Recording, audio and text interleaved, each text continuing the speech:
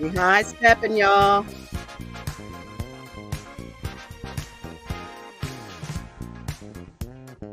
Come on in.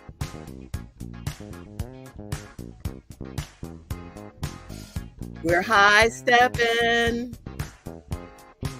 in this brand new dispensation. Welcome.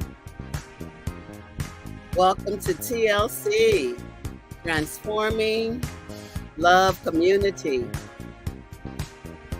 We have been assisting thousands of people and transforming for 26 years. Thank you, God. We high stepping.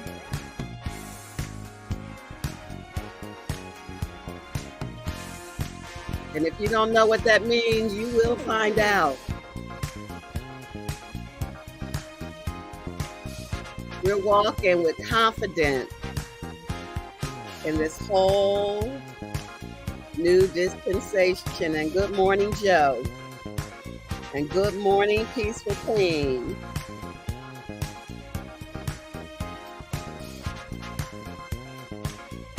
And good morning, Facebook and YouTube.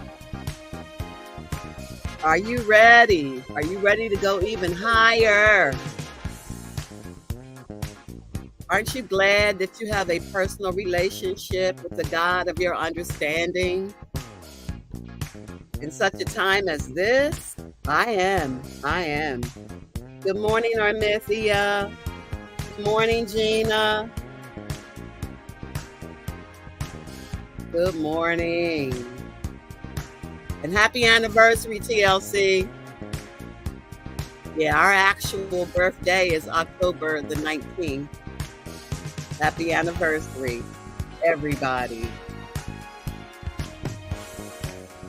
And thank you. Thank you for hanging here with us. Some people have been with us for the whole 26 years. We are grateful. We are a community. Ain't no stopping us now. Good morning, everybody. Good morning, Bridget and Tracy. Tuffy, good morning. Good morning. Good morning, Fran. God bless everybody, and I love y'all. Well, we have a very special guest today. And before we introduce our very special guests, we just have a few announcements. You know, tomorrow's Monday, so you know what happens on Mondays. Mondays is the day that we soak with Danny Stillwell. And all of these announcements can be found on our website. You go to www.transforminglovecommunity.com. Every Monday, we soak at high noon with Danny. Tuesday, we have our class. It's all about prayer before amen. Again, this information is on our website. The Zoom ID and the password is right there. And then on Wednesday, so you got Monday, Tuesday, and Wednesday, we're making sure that your week is covered. I come on Wednesdays at 8 o'clock as Spirit leads for whatever the message is, living from the soul, because that's where God has me in this dispensation, is understanding. It's all about living from the soul. Thank you, Janice. Oh, yeah, this is the month. This is our anniversary month. And you see the lineup. Yeah, Dr. Rose is here. And Reverend Royce did an awesome message last week. Next week, we have the pastor of Godland, Reverend Leroy Martin, in my father's house. And then at the end, we're going to have our very own Dr. Spencer to finish off the month. Happy anniversary, TLC. Our special guest today, I love Dr. Rose Moten. Dr. Rose is a psychologist, and she's a great psychologist. Her reputation goes before her. I knew her before I knew her because so many people were talking to me about Dr. Rose.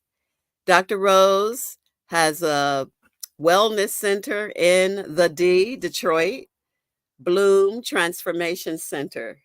Bloom Transformation Center. Check her out. She is doing so many wonderful things in the community, cutting edge things. She has blended this mental health with spirituality and metaphysics. She has brought sound baths, sound therapy to the community. She has been on all of the local media outlets, social media, and the regular media and national media. I had the opportunity and blessing to go to Costa Rica with Dr. Rose this past spring for the Transcend Your Trauma retreat, which was awesome. And there's another one coming up, two coming up next year. So check out Dr. Rose, Bloom Transformation, even if you don't live in the D, because she does things internationally. Her message today is that you have to prune before you bloom. I welcome again to our platform. I call her sister daughter, Dr. Rose Moten. Thank you so much, Sister Mama. That's what I call you, my sister mama there. I just want to, it's such an honor and thank TLC again for having me on this Sunday for this Sunday's message. Happy 26th anniversary. I had a chance to party with you guys last weekend to celebrate these We 20. had a party too, baby.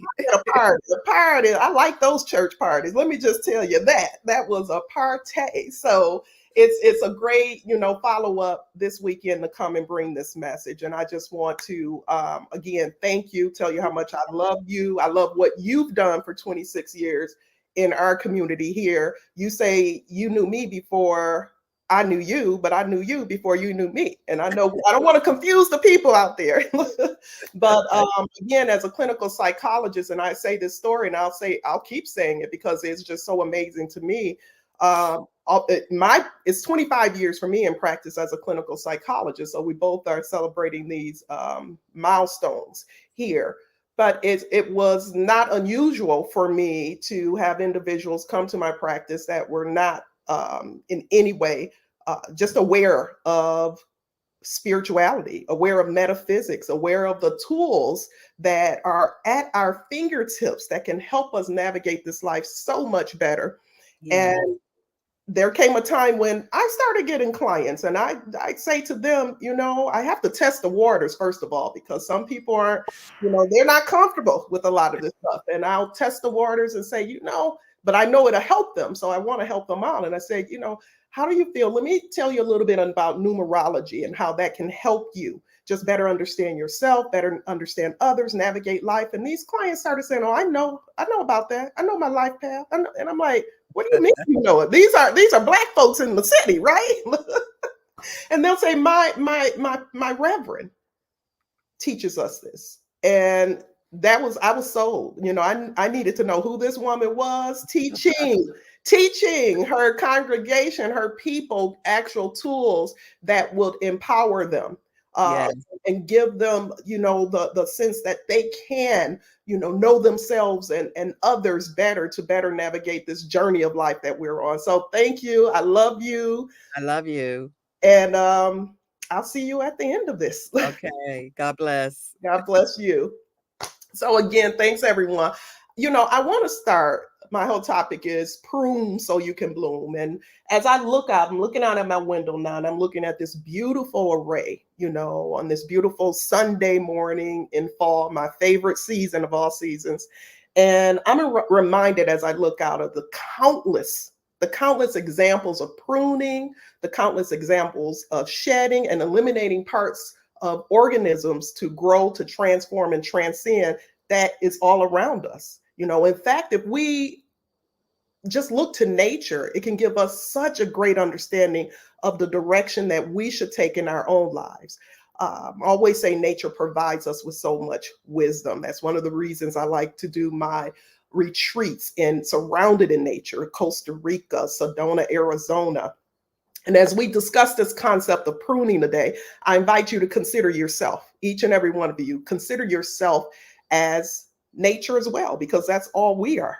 And I invite you to just consider, just as the trees and the plants benefit from pruning, so can you benefit from pruning. And in fact, if we think about it, our life here on this earthly plane is nothing more than a constant cycle of shedding, pruning, and rebirth. When you think about even the birth and death cycle, our spirit eventually has to prune, shed this body of ours to make our ascension back to spirit. But we've all been so just faulty programmed and erroneously programmed to hold on to and not challenge these outdated belief systems and ineffective belief systems that we oftentimes view letting go. So many of us view letting go of things or releasing things that don't serve us as a loss. And this is unfortunate that we actually look at it that way, because in reality, pruning is such a necessary component of our optimal growth. When we accept this, we'll be able to plug into the infinite wisdom that nature carries, and we'll be able to tap into it and flow with it with more ease than we ever imagined.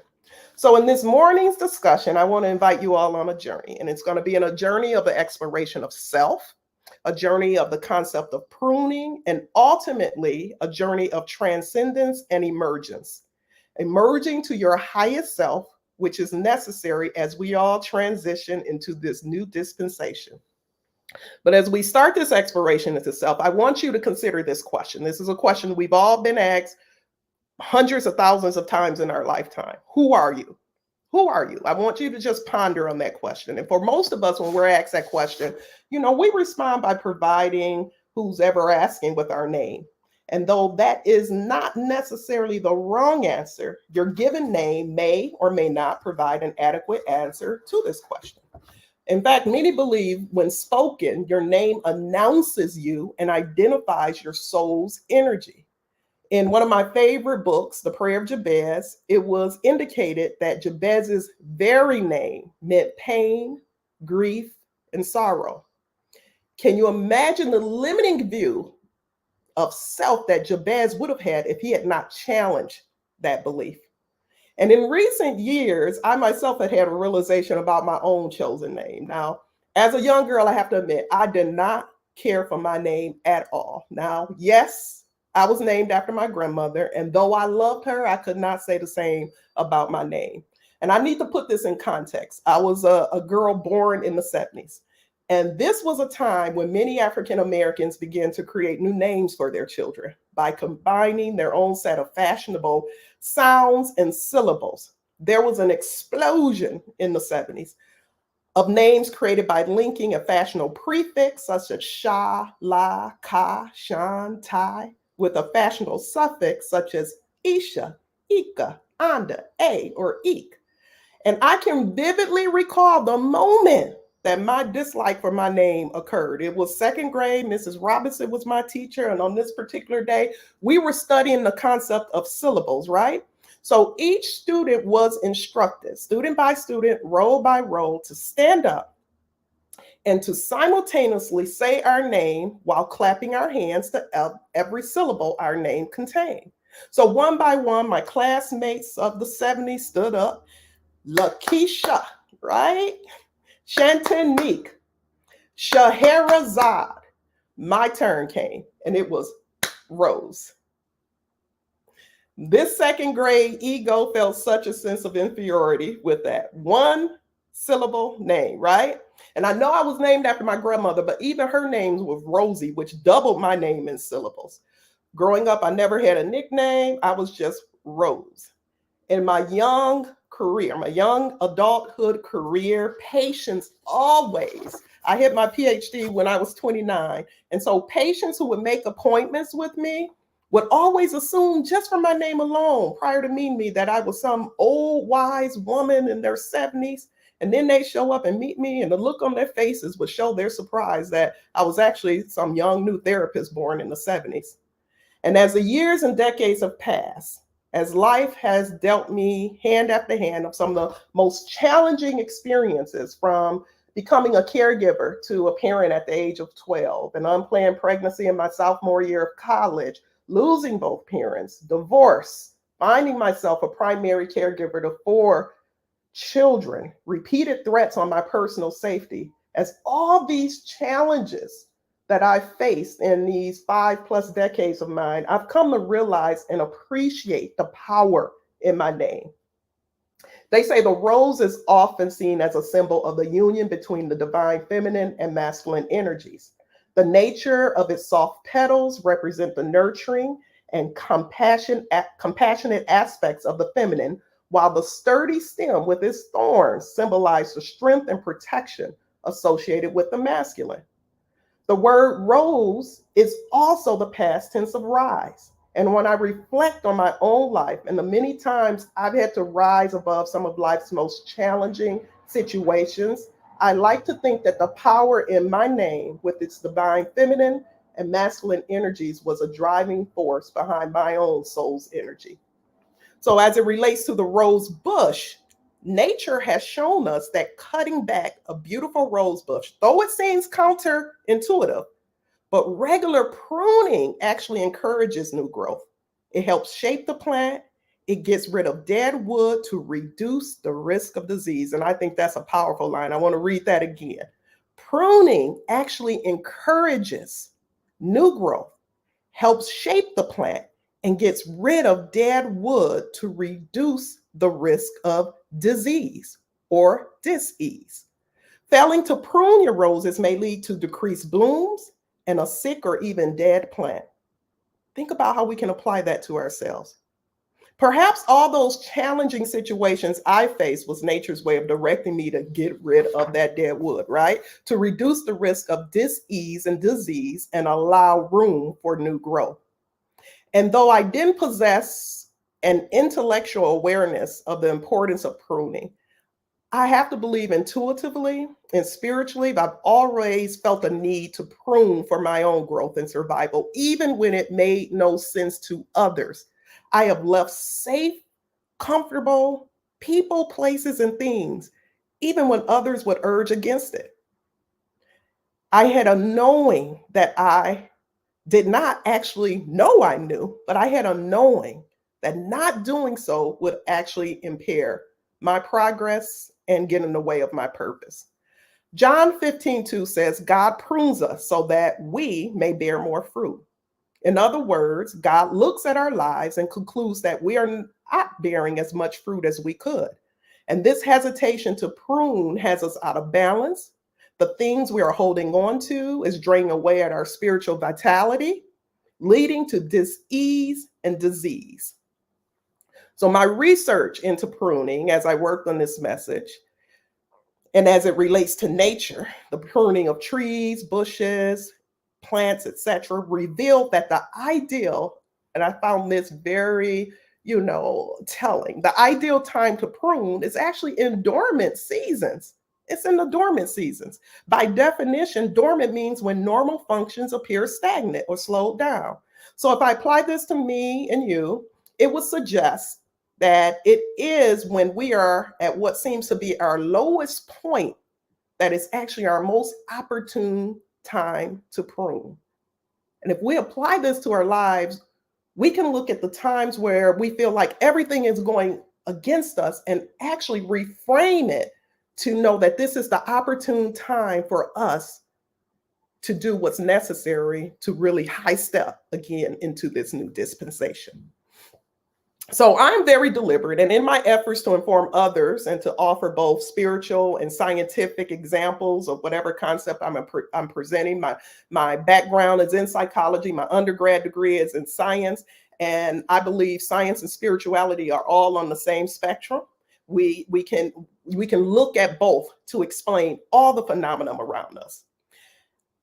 So researchers, in fact, have recently discovered that the pruning process, in addition to it happening out here in nature, it occurs in our brain. And we can go to the next slide, Jay. Make sure. Next one, and I'm sorry, one more. And guys, bear with me. I have a slideshow, but I may be a little slow on the uptake on it. So this is example of right here on the right hand side, you see a human brain, and on the left hand side, of course, you see a tree. Look how similar they look. You know, again, we're nothing more than nature. In our brains, we have 86 billion neurons. What you're looking at on the right hand side is on my right hand side. Are neurons. We have over 86 billion neurons and over 100 trillion synaptic connections. There are more neurons in a single human brain than stars in the Milky Way. Neurons and synapses begin to form during the earliest stage of embryo's development. So it starts in the embryonic development stage. From this point until a person is approximately 2 years old, new neurons and synapses form at an extremely fast rate, faster than they'll ever form in your life. From the time that you are an embryo in your mother's stomach to the time you are 2 years old, these neurons are developing faster than they ever will. New neurons and synapses at times will form 40,000 new synapses each second. That's each second. 40,000 new synapses each second. At the end of this stage of development, when a person is around 2 years old, they have far more neurons and synapses than they will functionally need.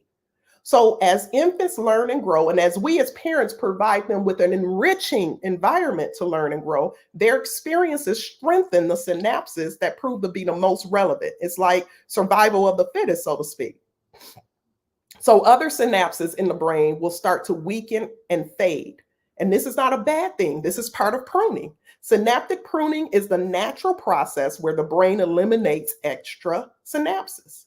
Synaptic pruning is thought to be the brain's way of removing connections in the brain that are no longer needed and that does not serve us. This helps us to form a healthy, adaptive brain. Synaptic pruning tends to begin when a person is around 2 years old, but by the time you've reached 10 years old, your brain would have pruned almost 50%, half of the synapses that were present at 2 years old. It gets rid of what doesn't serve you and it holds on to those that do serve you. This is why it's so important in these early developmental stages to provide our children with the best possible experience. So their connections, synaptic connections, are going to be healthy ones that help to carry them throughout their lifetime. There is, in fact, some evidence that ineffective synaptic pruning during this stage of life may play the role in the development of several mental disorders. So spiritual pruning enhances spiritual growth by removing whatever inhibits our spiritual growth.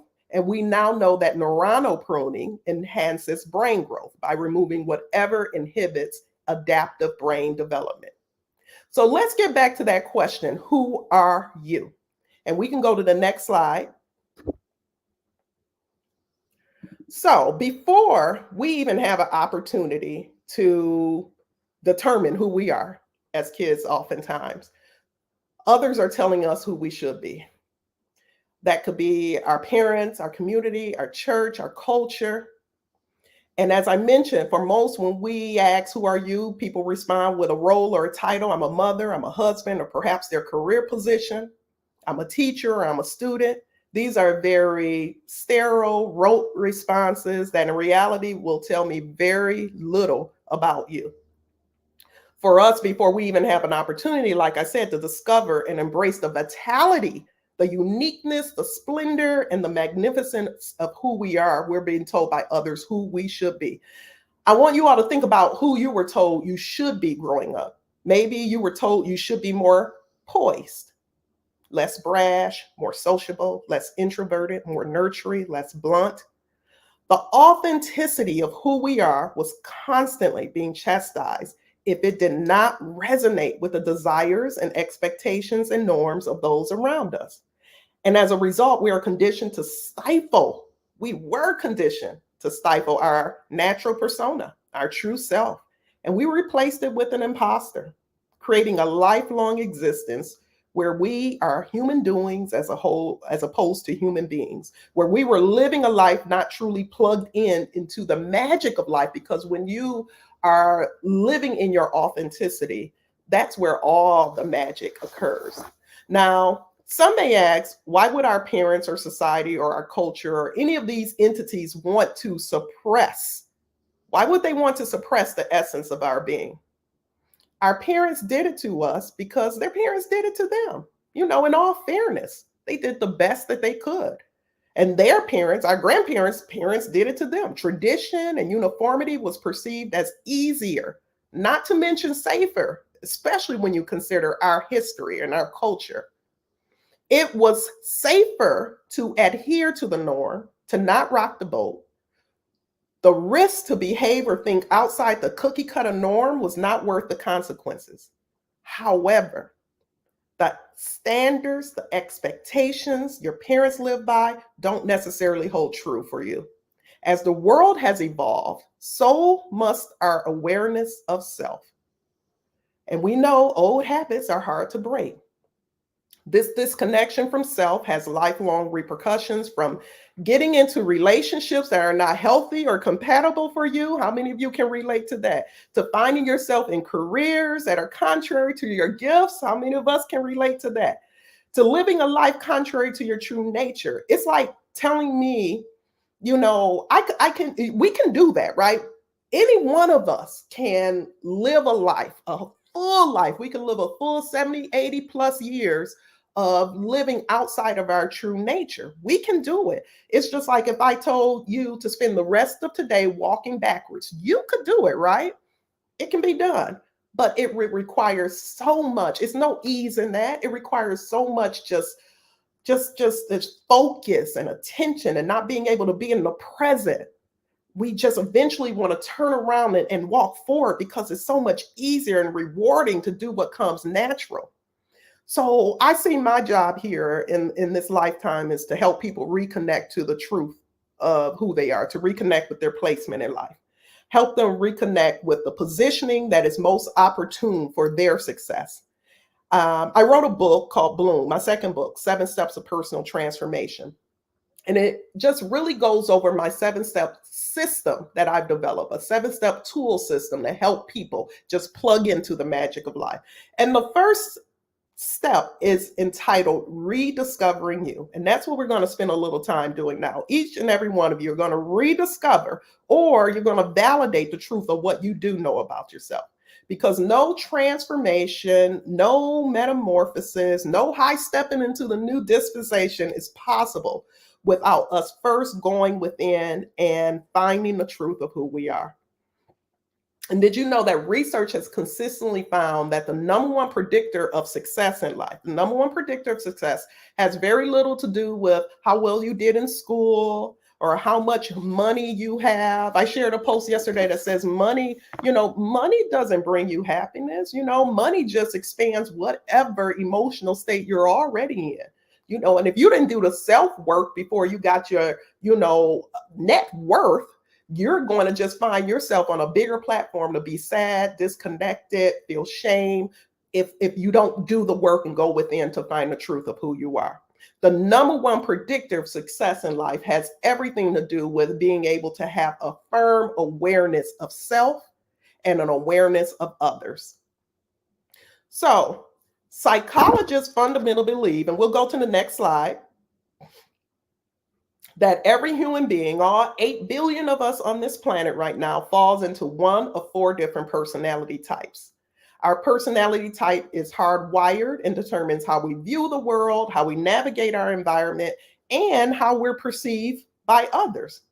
And like the 4 directions of a compass, your north, south, your east, your west, our personality determines which direction we are ultimately hardwired to go in.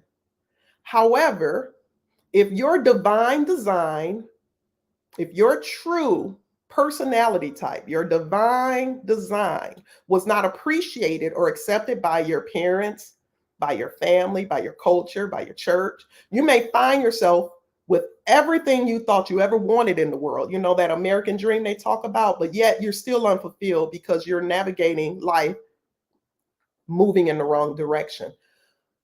25 years of business for me as a psychologist. And I recognized early on when the patients will come in my session and say they're depressed or they're anxious.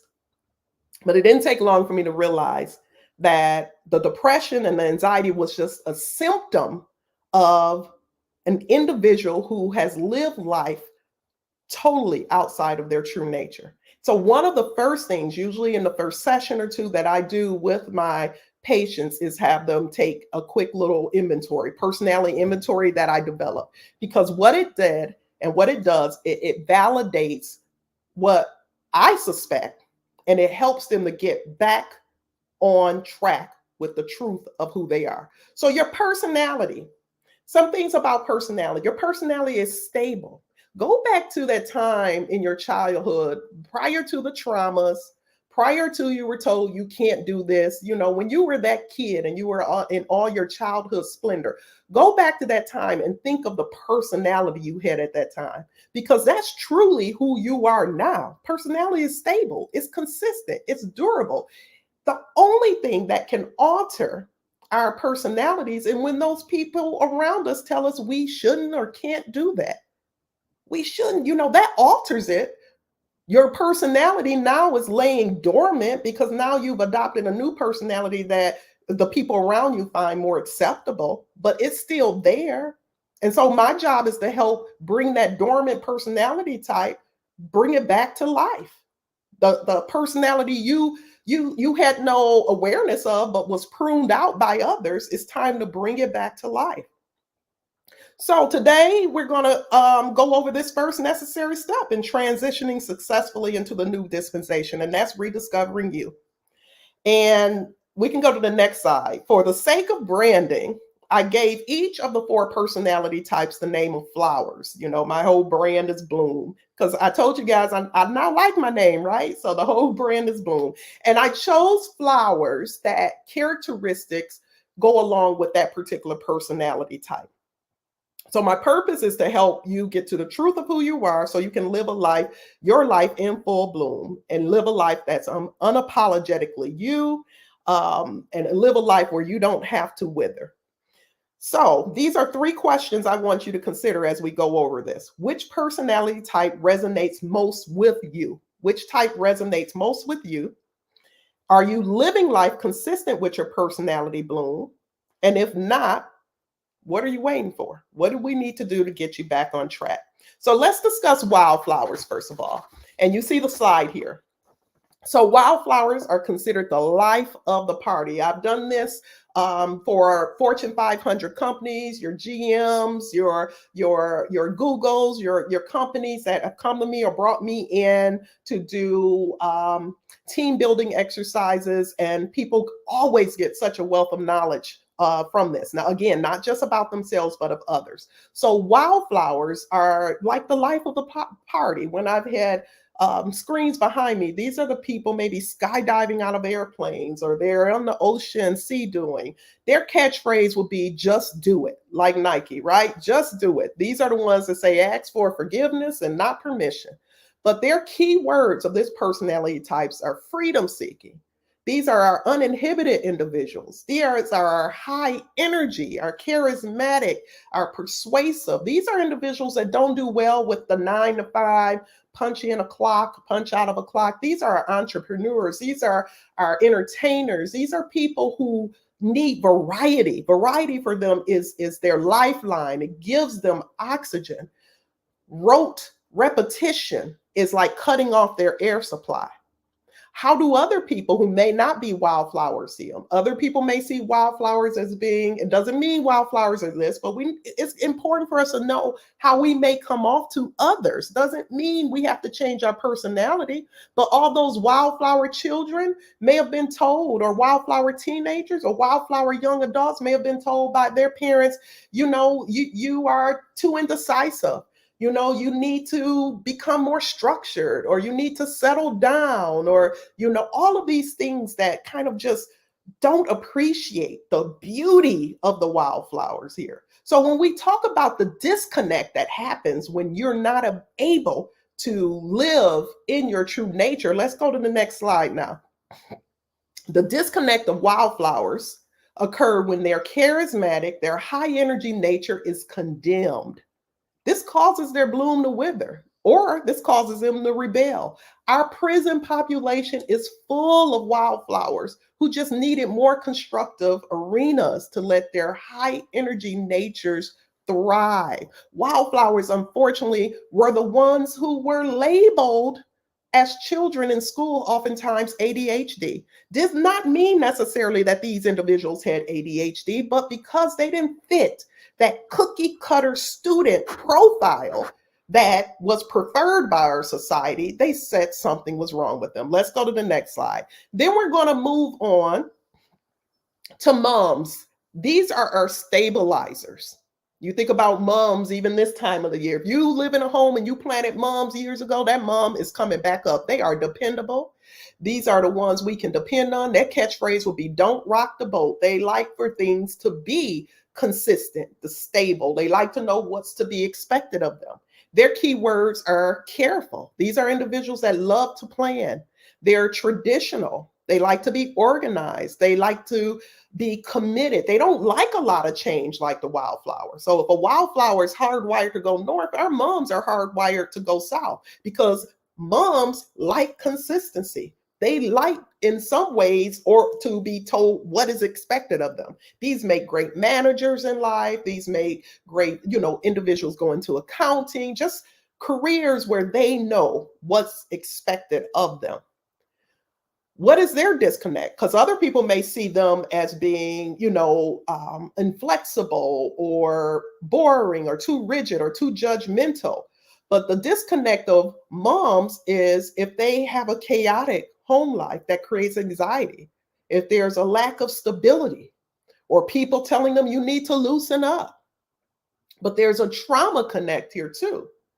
So, childhood trauma, this is the one personality type, moms, that I put an asterisk by, because when a person comes into my office and they score as a mom as their highest personality type, then I have to dig a little deeper because I need to find out at this point if they are truly a mom or if they reverted to this personality type because of some early childhood trauma, because this, or childhood responsibility. This is a personality type people would resort to or default to when there's something that occurs in their childhood that just kind of just takes away, that innocence or puts on too much responsibility for them. I talk about it in my book. For myself, I am not a mom, but I became a mom when my father suffered a major stroke at the age of 12 and I became a caregiver.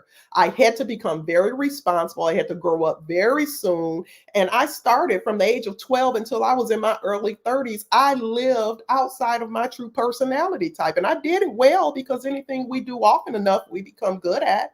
But when I got to a point that I'm 30 with everything I was told I could have in life that would make me happy, and I'm not happy, this is when I had to go in and rediscover the truth of who I was. So those of you who may relate to this mom personality type, you have to ask yourself, is this truly you? Maybe you are truly a wildflower, not a mom. Or maybe you are one of the other two personality types we're going to go to. And we'll go to the next slide now. The next is tulips. These are our innovators. And you think about even how tulips kind of grow by themselves and they kind of stand alone. These are our researchers. These are our innovators that just discover. These are trailblazers. They discover new ways to do things.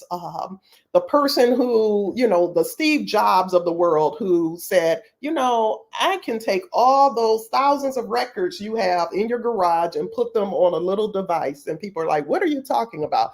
These are individuals. They are very analytical, always in their head. They're clever. They like their alone time, because it's their alone time that they're able to go within and they don't have all the distractions of the world, the interference going on.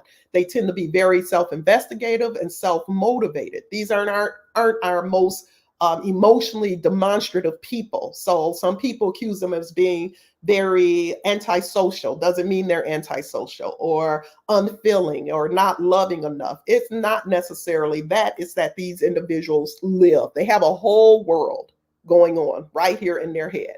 What is the disconnect of tulips? Because tulips are so, like I said, Disconnect for them is when they are told they should not, be in their head all the time, that they're a dreamer, or they're told, like, what do you mean you're going to get 1,000 records on this device? That could never happen.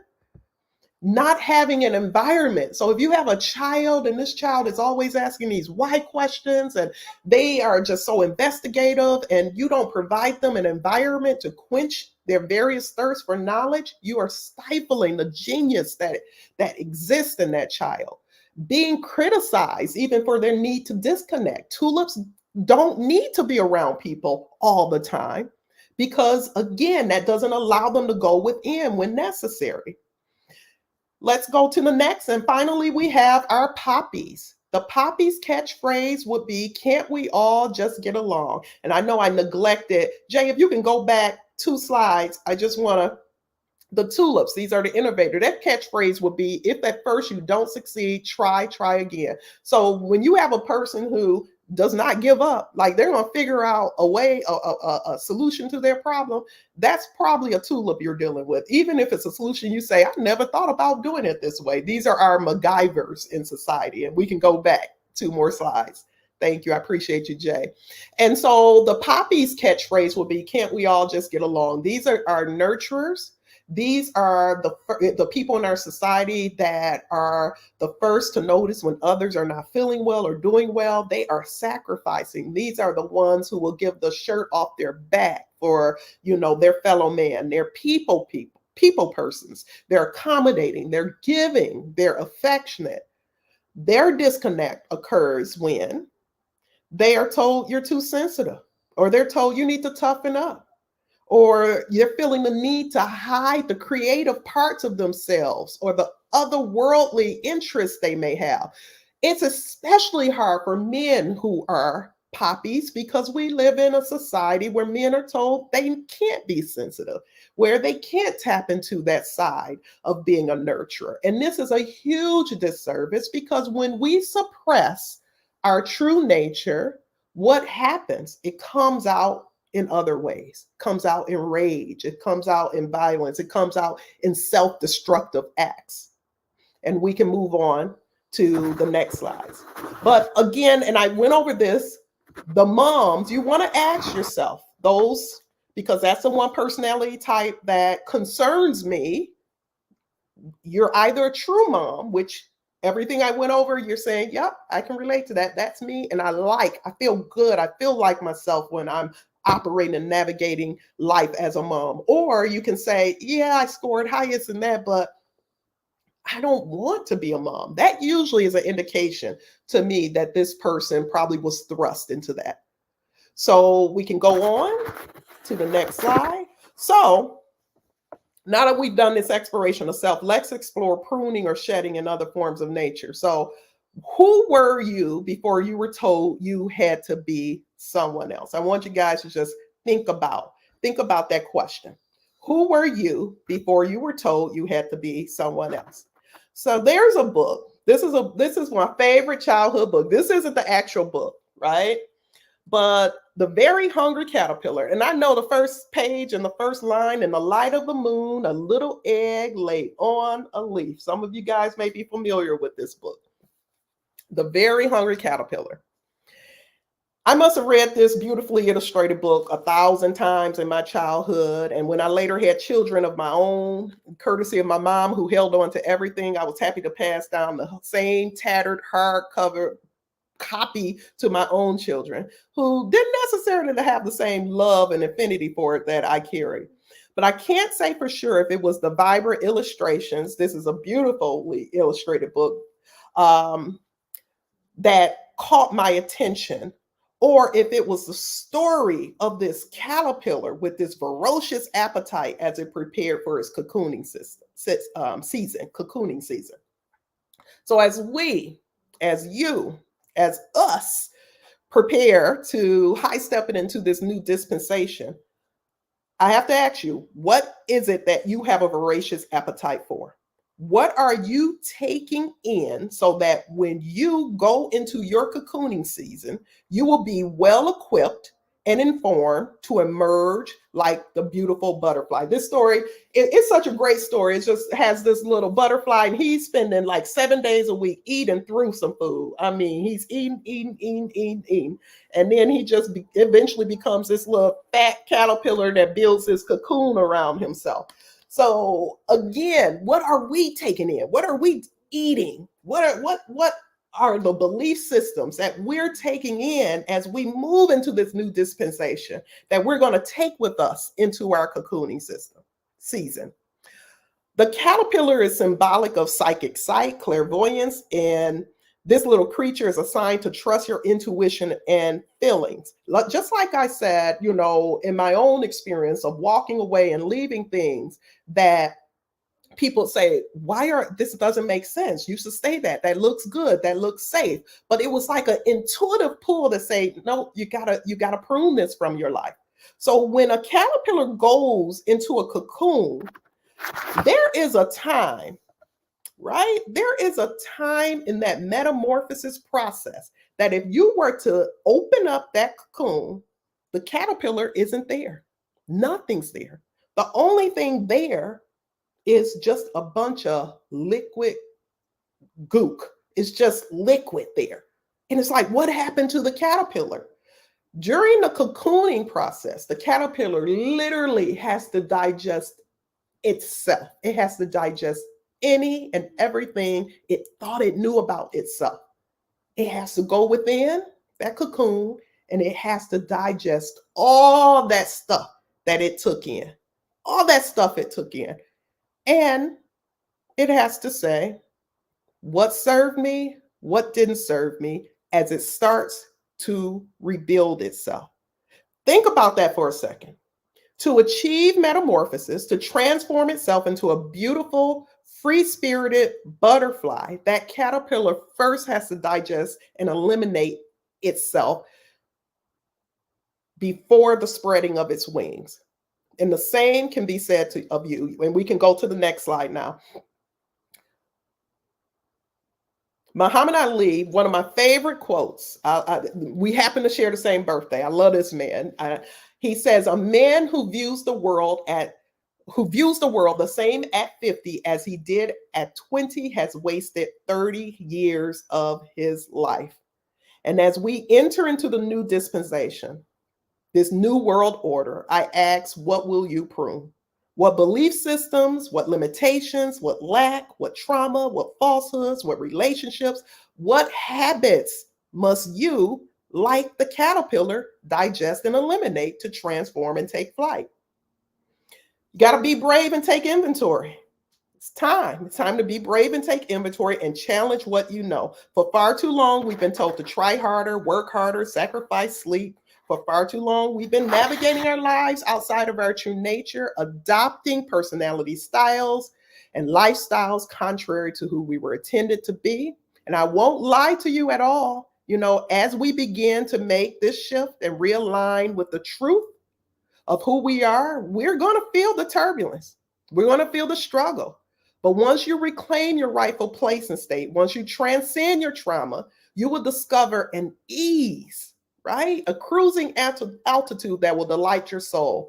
And by all means, do not wait on others to begin your transformation. I hear this so much. Even women who want to come into my retreat, they'll say, I'm going to find out if a friend wants to come. You can't wait on others to begin your transformation. You can't wait on others to agree with you that you need to make these changes. This is a solo journey. Two caterpillars don't build a cocoon around itself. You'll have all the help you need. You'll have all the help you need from your intuitive wisdom that comes from the creator. So there's a story also of a caterpillar, a man who sees a caterpillar building a cocoon outside his kitchen window, and he's fascinated. So he watches for weeks as his caterpillar builds this cocoon, and he's looking to just want to look at the process. And so finally the day comes where this caterpillar is pushing out of this cocoon. And the man watches outside of his window as this butterfly is trying to push through this cocoon, and it's struggling. And the man has the bright idea, he's going to go help this caterpillar. So he grabs the kitchen scissors and he goes out there and he cuts open the cocoon. And the butterfly comes out and hits the ground and is unable to fly, eventually dies because it's not able to move. It's a predator to others.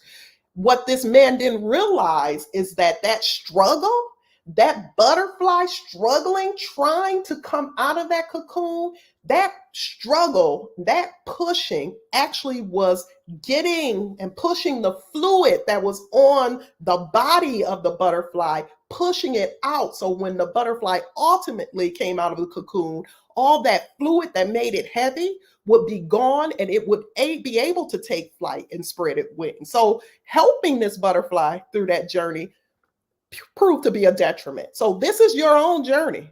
And you've got to find meaning. If we can reframe the struggle and know that this struggle, just like in the dormant season, is an opportune time to prune, when we can reframe our difficult times and say, this isn't a difficult time, this is my cue from the universe, it's time to prune. When we can do that, we will discover, just like nature, that we don't have to force, coerce, or manipulate. Things will just come with ease. Just as nature has its own cognition and intuition, our bodies has its own cognition. We've just got to get out of the way and stop looking to others to save us. We've got to limit our thinking and tap more into our intuition. And this is where the infinite field of all wisdom lies. And I'm coming to an end, so bear with me. As we transcend this trauma and get to the truth of who we are, I want you to know that with the right tools, we can build anything, even a better you. So as we high step into this new dispensation, number one, reconnect with the truth of who you are. Number two, do the inventory. Challenge what you think you know. Challenge everything your parents and grandparents told you were true. It's not being disrespectful for them. You got to understand the things that held true for them during their time. But we're in a different time. The only constant in its lifetime is change. And we've got to be willing to make those adjustments as necessary. We've got to be willing to prove and activate your tools. And these are some of the tools you can activate: sound healing, numerology, trauma release exercises, astrology, which is our ancient technology, plant medicine. And these are all different things that you can look into to help you return to the truth and tap into infinite wisdom. And lastly, accept the ease. And as you reclaim the truth of who you are and do the necessary inventory, I want you to know that you will experience a supernatural ease in navigating life. And this ease will become the theme song of your life. The ease has always been there, it's always been accessible to you. The only difference now is your awareness, your alignment, and your allowing of it. And in closing, please remember, the universe, God, source energy, doesn't want us to try harder. Our Creator simply wants us to breathe, to let go, and to be open to things being easier and more magical. I hope you all have gathered something from today's talk and you take it to heart. I hope to see you. Join me at Bloom Transformation Center. Follow me online. Check into my retreat. Come join me in beautiful Costa Rica next year so we can all transcend this trauma together. And it's been an absolute pleasure coming to you all this morning.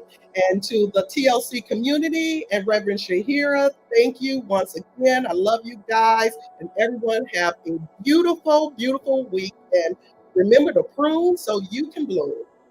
Bye-bye, everyone.